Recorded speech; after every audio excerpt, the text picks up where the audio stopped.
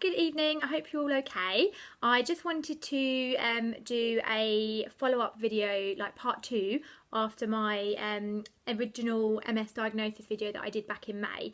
So I'm going to try and make this one a little bit quicker because the other one was like I think it was like nearly 40 minutes long, so it was quite long. So I'm going to try and do this one in like 10-15 minutes max. Basically just to give you a bit of a run through of what's happened since my last video, since my initial diagnosis, where I'm at now, and hopefully answer any questions you might have about stuff that has arisen like over the last few months. So yeah, I'm not going to go over all the stuff from my old video because obviously like I covered it all in depth in that video. It's a long old video, so I'm not going to go back over that. So if basically I'm just going to start literally from where I left off, which was that I had received my initial diagnosis that I had MS, but I didn't know what type I had. I had to have a lumbar puncture, which was originally booked for September, and that was apparently going to tell me what type of MS I have. So I will just pause there for a sec and say, before I go any further, I'm going to be really careful in this video to not mention any hospital names, not mention any doctor names and stuff like that. I have had a bit of a rough up and down ride with my doctors and consultants. In some ways, I'm very unimpressed with some of them, and I'm not going to go into detail in this video because it's not needed, it's not necessary. But yeah, it hasn't been a smooth ride. So I've got some tips for you at the end regarding that. But basically, so anyway, I'm going to start from the beginning, although I keep waffling, and then this is going to end up being like an hour-long video, and this is just typical me. So yeah, where was I? So I had my appointment. Well, I was going to basically meant to have a lumbar puncture in September. So basically, I mean, to be honest, it was a while ago now. I can't really remember the ins and outs of what happened. But basically, I was supposed to have this lumbar puncture done in September. I then phoned up, or got a phone call, sorry, from my hospital to say, so my hospital, my local one, is kind of joint with another local-ish hospital. And I had a phone call to say that the lumbar puncture clinic at this other hospital had a cancellation. I could go there.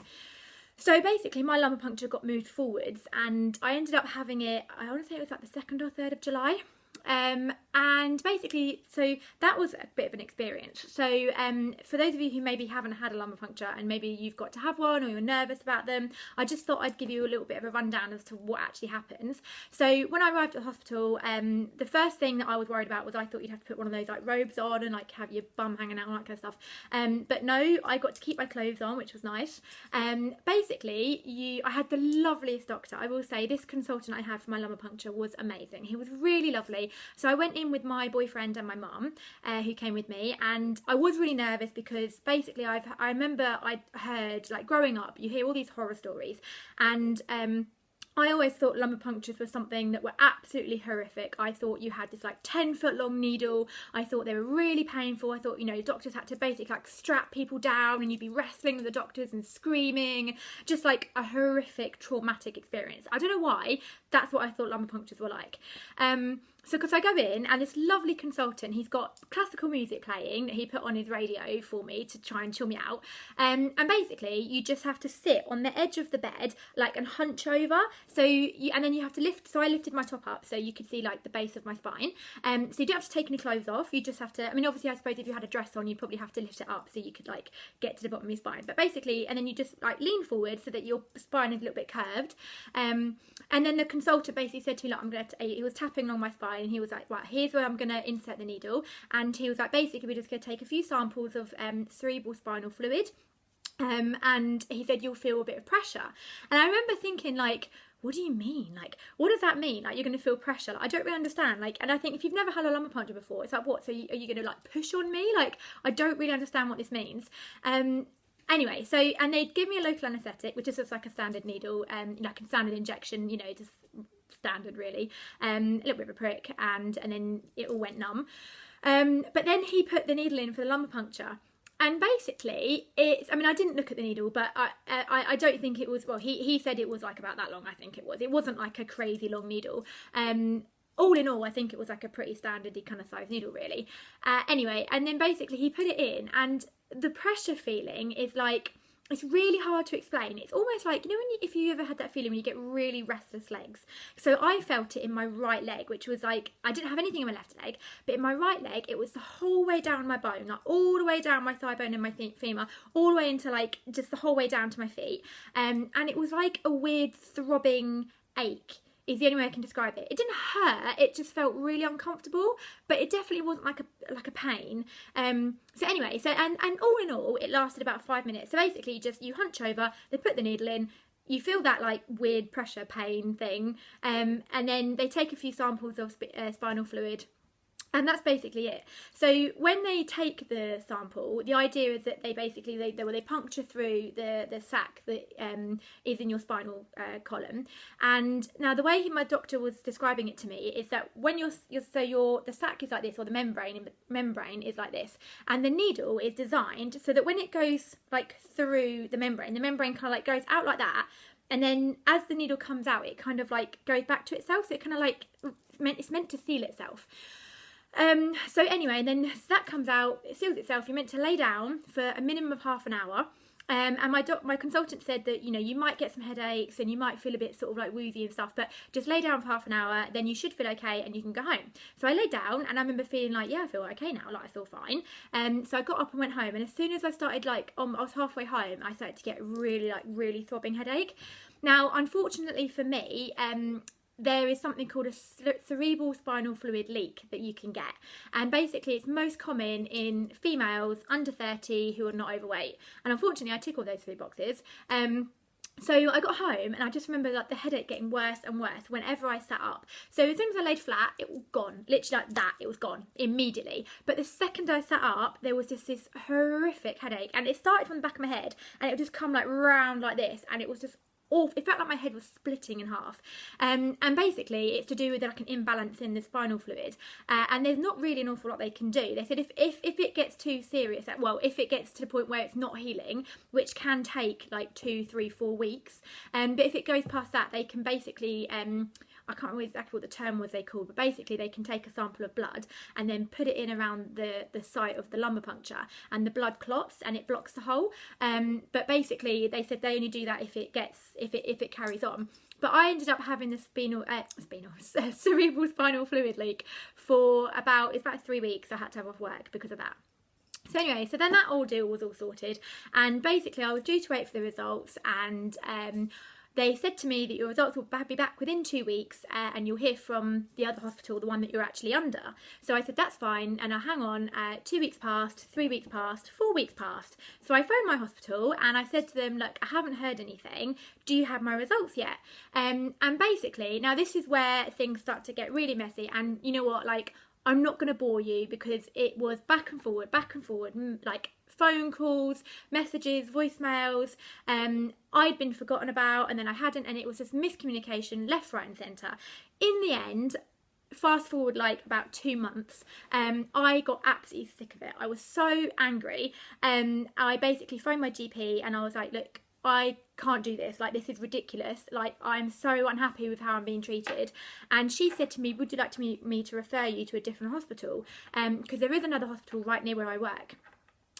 So I said yes, absolutely. She referred me to the other hospital, and that was that. So now we're going to jump forward to my first appointment at the new hospital, which was around about the 2nd or 3rd of September, I believe.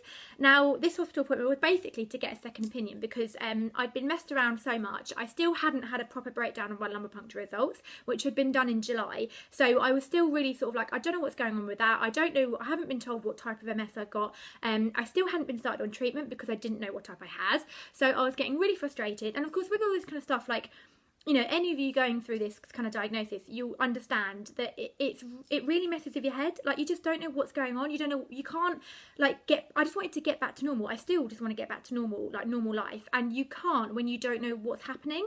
It's a horrible feeling. So I said to my GP, more for my sanity than anything else, I just need to get something, like get a second opinion and get it sorted. So I went to this other doctor. And she was amazing, absolutely amazing. And she basically sat me down and she went through all of my MRI results. So by this point, I'd had 4 MRIs. I had 1 done in March and had another 3 done in May. And she looked at both sets of MRIs.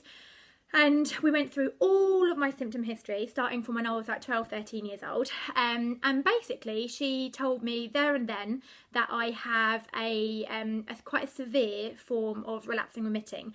And I can't remember the exact terminology, but it is on the MS Society website, and it's something like rapidly evolving severe relapsing remitting MS.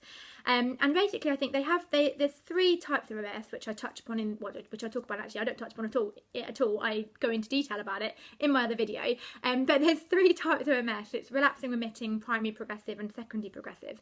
But I think from my very basic understanding of it now, they have started to kind of identify subgroups, and I think there is a subgroup, one that kind of sits in between relapsing, remitting, and primary progressive, and that's where I sit. So it's not quite primary progressive, but it's also not quite relapsing, remitting. I think it's a bit worse than relapsing, remitting, but not quite bad as primary progressive. So that's kind of where I'm sitting at the moment.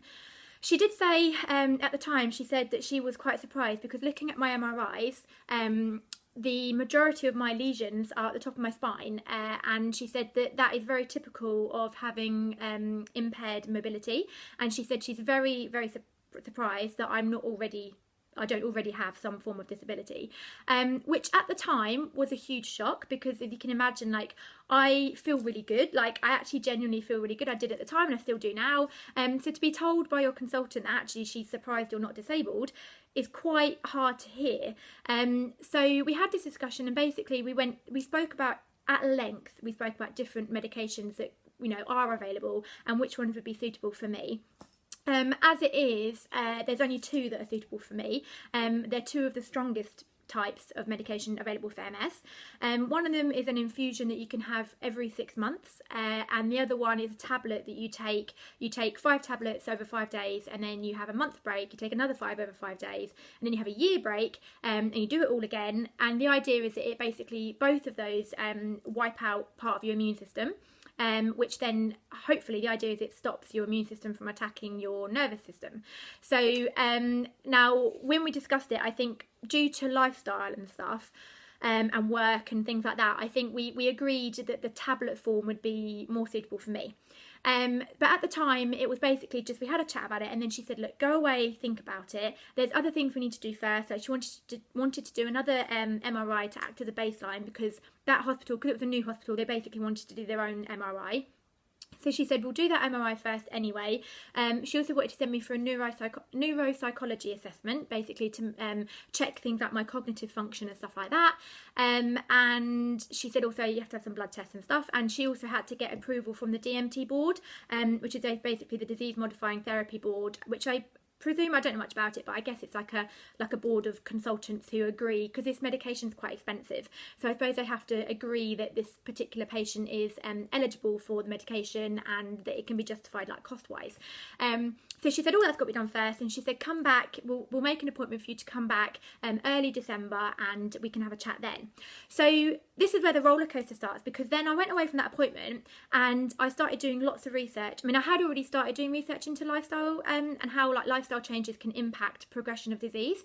And at this point I was like, right, I'm going to start doing more research and stuff. So I started really reading into that, and I found so much evidence to suggest that if you were to change your lifestyle in significant ways, and in quite a few different ways, you can really change the course of progression of MS.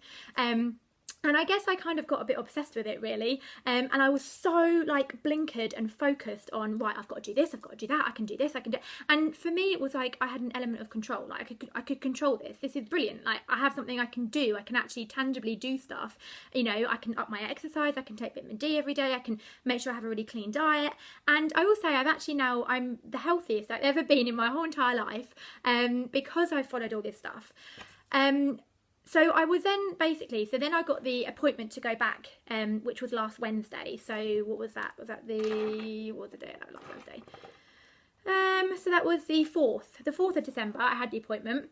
And I went in there very much thinking, right, this is it. I'm going to go in and I'm going to tell her that I don't want medication. I am going to manage this with my lifestyle changes. I'm going to beat MS by being super healthy. That was my plan. So because I walk in and I start to talk to her about all this kind of stuff. And basically, she was really nice and she listened to me. at length, and I was just going on and on about it. And then basically she was like, look, she was like, I completely support you, and she was like, and I understand all of your, why you're so apprehensive, and I understand everything you're saying. And she said the healthy lifestyle stuff is fantastic. And she was like, absolutely do that, and 100% do that, and keep doing it. However, she said, I need to be crystal clear with you that I think your decision to not take medication is a mistake, and I think it's the wrong decision to make. And basically we then had another whole conversation about it, and the result of that is that I am now going to be taking medication. So because of my job, because I work with quite high hazard pathogens in my workplace, I have to be quite careful about, because the medication I'm going on is basically, it's a chemotherapy drug, and it is essentially going to basically weaken my immune system to an extent so that it will stop attacking my nervous system. So whilst I'm on the medication, certainly for a few weeks anyway, when my body adjusts, I won't be able to do certain things at work. So I have to have, I'm being referred now to the infectious disease department of the hospital. And basically they know the ins and outs of how the medication is going to affect my immune system, and that means that they can basically tell me what I can and can't do, what I should expect, what I should be careful of, etc., while I'm at work. And basically that's going to be sometime in the new year, and then as soon as I've had that, I will then be able to start the medication. So I came away from that appointment on Wednesday and just like plummeted. I felt really down. I think mainly I just felt really disappointed because I was so focused on managing this by myself, and I 100% was like, no, I'm not going to need medication. I'm going to do this. This is going to be brilliant. I'm going to manage it. I'm going to beat MS. And I suppose it's just that kind of feeling of like, oh, like I'm not going to beat MS, not this way anyway. So I'm going to continue with the healthy living stuff, of course, because I think it is a no-brainer. But I'm also going to partner that with medication, because I don't really think I've got a choice, if I'm honest. So I'm going to just trust my doctor and go from there. So that's kind of where we are at now. Some fun little snippets of information for you. Rewinding back to why I said I was really angry with my other hospital, is because my new consultant told me that she doesn't understand why I was put on steroids, because at that point my optical neuritis had gone, so she doesn't understand why I was put on steroids, and she also doesn't understand why I was given a lumbar puncture, because my MRIs from March and May were so crystal clear that I had MS and the exact type of MS that I had. She's got no idea why I was given a lumbar puncture, or like I say, given the steroids. So there's two huge things there which I'm still raging about. As you can probably tell, I'm just like, maybe it's bubbling under the surface, but I'm very angry about it because that was like horrible. The steroids were horrible. I mean, the lumbar puncture wasn't, the whole process of me being bedbound for 3 weeks because I had that stupid spinal fluid leak was awful. And I'm just quite cross that I was given it when I didn't need it. So anyway, but I'm happy where I am now, and my tips for you that I want to mention really quickly, so I'm going to try and wrap this up because it's now got to 18 minutes and I want to try and wrap it up quick, because I don't want to take too much more of your time and stuff, and I could just waffle for England as I usually do. But basically my tips for you really are: trust your gut instinct always, always, always, always, because I feel like if I hadn't have trusted my gut instinct, then I would still be with the old consultant at my other hospital, who gave me medication that I didn't need, and I knew there was something not right, which is why I asked to be referred somewhere else. And I also feel like, you know what, don't just sit back and just wait, because actually, at several points throughout this whole process, I had basically slipped through the net, and I was waiting to hear, and because they told me you'd hear within a couple of weeks, well, once a couple of weeks had gone, I was like, right, well, I haven't heard and I need to find out. But if I'd have just left it, like a lot of people do, I may not have ever had a phone call from them, or it could have been another 6 months before I'd ever heard from them. So I just think, honestly, like, if you're not happy with the doctor that you are under, or you're not happy with the treatment that you're being given, please, please, please, please, go and seek another doctor. Speak to your GP, get referred somewhere else. If it's your GP that you're not agreeing with, then ask to see a different GP. You don't ever have to stick with the same doctor over and over again, so please don't ever settle. Trust your gut instinct and do some research around everything that's going on before you go in to see your doctor, so that you're prepared, because you can't really do too much research, and you might be in a situation like me where you read something and you think you know something, and then you get told you don't.